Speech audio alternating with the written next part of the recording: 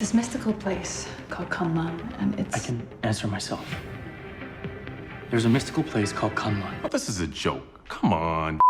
Iron Fist Season 1? Nah. Iron Fist Season 2. Real shit! So after the overhated, in my humble opinion, Season 1 of Iron Fist, he came back for Season 2 just before all these shows got cooked by Disney. No. Wait. Hey. Wait. Just wait! And I must say, I was a big fan when I first watched Season 2. By the way, I don't like Season 1 really. But I was curious how my opinion would stand today, because I still see Iron Fist get hate. And to an extent, well, I know I do understand after Season 1, but to an extent I couldn't understand Season 2. So I went back to watch it and see if I was just a naive child enjoying colourful fists.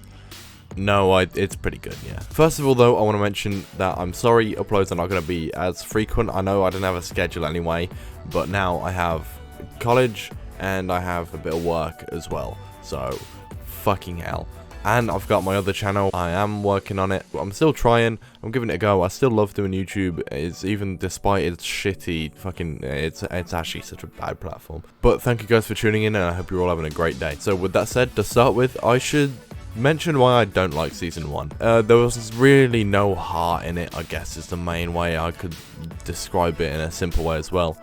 A lot of board meetings and stuff like that, and it was incredibly slow.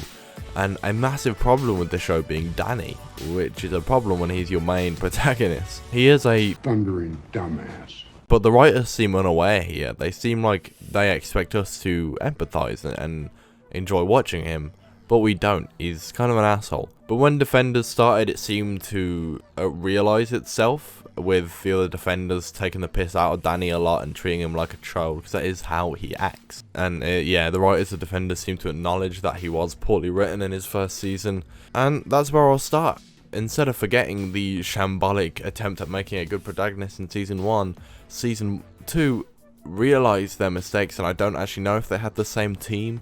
I'm not 100% sure. I apologize for that. I probably should check it up, but I cannot be bothered. But instead of just forgetting Season 1, they embrace it, and the events of the Defenders, with Matt's death, the responsibility Danny took from Matt, and stuff like that, all kind of combines to make Danny continue being an asshole, but on purpose, and giving way to his character arc throughout Season 2, which is a really good one, a really compelling one, and a much more investing one, where I actually care about him this time. And it's a bold decision, because it feels like the writers are acknowledging that he was just shit in Season 1.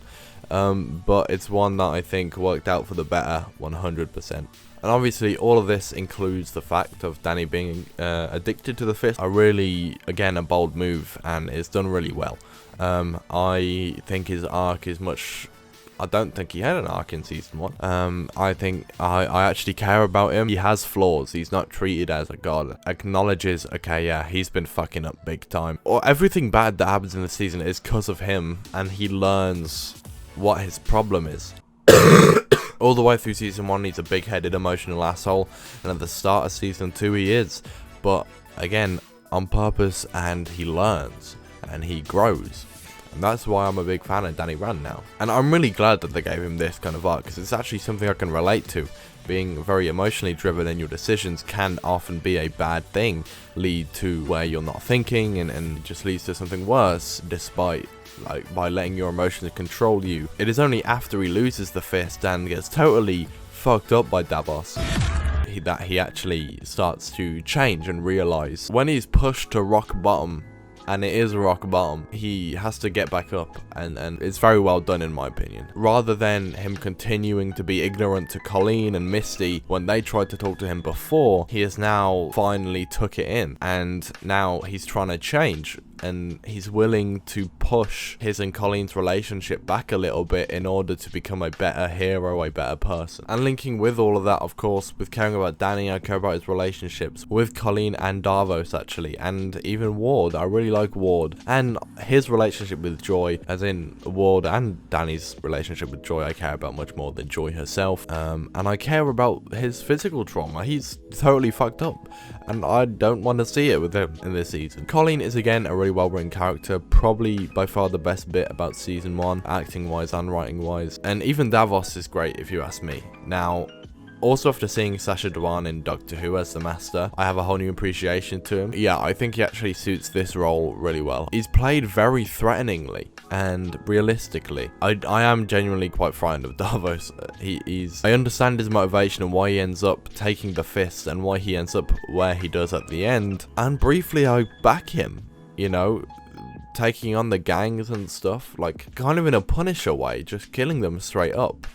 And I don't agree with it because he's gone about it the entirely wrong way. Do you understand what I mean? Like, I can understand, and there's a part of me that is like, maybe this would change the city for the better. But then when he realizes that the public view him as a villain, then he takes a turning point and kills anyone that he thinks could get in his way. That's when you lose that backing, but you understand still, which is the main thing for a villain. It makes sense why he changed. It makes sense with Davos's character. I mean, specifically, I don't think that would have worked with many other people. With Danny, he probably would have just gone to bed and cried. And all of that led to the ending being very satisfying. The only character here lacking actually is Joy, I feel. I kind of get her motivations, but they're underwritten in my opinion, especially on Danny's side. Like, when she's taken to Danny's home as well, she seems genuinely apologetic for her actions, and she seems to genuinely regret them. But then it's revealed that she was being selfish and just didn't want to get hurt by Davos, and she was afraid. But then she gets the bowl for Danny, risks her life for Danny to get the fist back, and it's all a bit forced, I'd say. I also get why she's mad at Ward in particular, and I do get why she's mad at Danny as well. Don't get me wrong, she does hurt Ward in this process, but she's mainly hurting Danny, who I feel like it's shown like, yeah, she is mad at him, but nowhere near as much as Ward. I think it's just executed and written a bit poorly in terms of Joy, her aspects of this season. And there's also the odd moment. I don't really know if I buy her and Davos working together. It's a little bit weird from time to time. Another big flaw, however, in season 1 was the action, which was a big surprise, especially in comparison with Daredevil and Jessica Jones and Luke Cage. But it is much better here, because before it was quite boring, but it is much more exciting, it's fun, and it's believable, and it's much better here. It's still not Daredevil standard, of course. Daredevil is basically the pinnacle of any superhero action, as far as I'm concerned. Shang-Chi was pretty good though, by the way.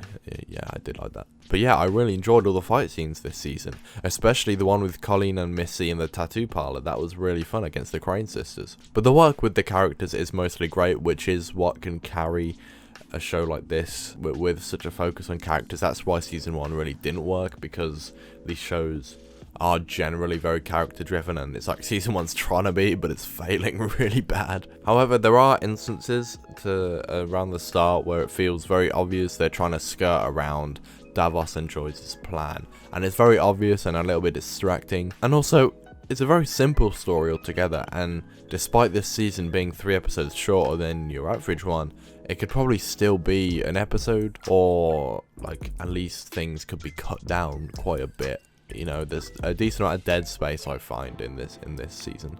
The ending is great though. Davos at maximum rage, Danny realizing it's a bad decision to take back the fist, so trying to convince Colleen, and then her actually doing it. It is satisfying as fuck, and I absolutely love it. It was a really smart move, and it makes me even more sad about the fact that these shows are cancelled and that I'm not going to see where they went next, and that they are done for now, all of these Netflix shows, and that upsets me, because I think for the most part these shows are better than the movies. Obviously there's the odd exception, there's the odd exceptional movie, the odd poor season, but you get what I mean. Although you could start to bring them back, you know, with Shang-Chi and that mystical city. You know, Kunlun's basically the same thing. Why don't you just, Disney, why don't you just do it? The final scene, the actual final scene, with Colleen lighting up the sword and Danny lighting up the guns. Very interesting, very badass, and I really wish we got to see what happened next, but we probably won't. In reality, the only one we're probably going to get to see again is Daredevil, and that upsets me. But I can hope, although obviously I'm very glad that Daredevil has a possibility of coming back. Although I will say that the scene where Danny shoots, it doesn't really make any sense how he does the inverted thing, the way he's holding the gun, at least from the angle. Maybe I should go, maybe I'm just an idiot and I should watch it again. I don't care. It was cool. He can light up guns, man. He can light up guns with his fists. I really hope that all of these Netflix characters can come back and continue their stories in one way or another on the screen. Speaking of these actors, yeah, they're really good. And I have to say, actually, Tom Pelphrey, I apologize if I pronounce your name wrong, but as Ward is unspoken about, I feel, and I think he absolutely nails it. Obviously, Jessica Henwick's great, and Finn Jones is actually considerably better here than in Season 1. And he's better in The Defenders as well. But yeah. And the rest of the cast is really good, actually. And I've spoken about Sacha Dhawan. I haven't spoken about the story though, and I do really enjoy the story. As I say, it is very simple. I don't find too much to talk about, but on the whole, the story is very fun. And it makes sense, and I enjoy it. It's a really good time. But I've left this a bit late because I don't have much to say on a character in particular, but Mary / Walker / Mysterious Number 3, I feel like she was just there to pad out the runtime. I mean, she was acted pretty well, and she had some cool shit to do every now and then with some fight scenes, but overall I'm not sure why they included her other than one significant point where Rain falls and they miss out on their chance to catch Davos because she switches personality from her trigger of Rain. It's kinda, I don't know, that's just what I felt, and it was a bit weird, and I'm not sure how integral she was to the overall story, but it's fine. It's something I can look past and still enjoy it nonetheless. But the DID and the two sides to a character were very interesting to me and made her still enjoyable to watch. Something similar to Split having a third personality that they don't know about, that is absolutely brutal and violent. Nonetheless, let me know what you guys thought of Iron Fist Season 2. I'd love to hear your opinions, and probably hear you shout at me in the comments, but still interesting. Thank you guys so much for watching, and I'll catch you in the next one.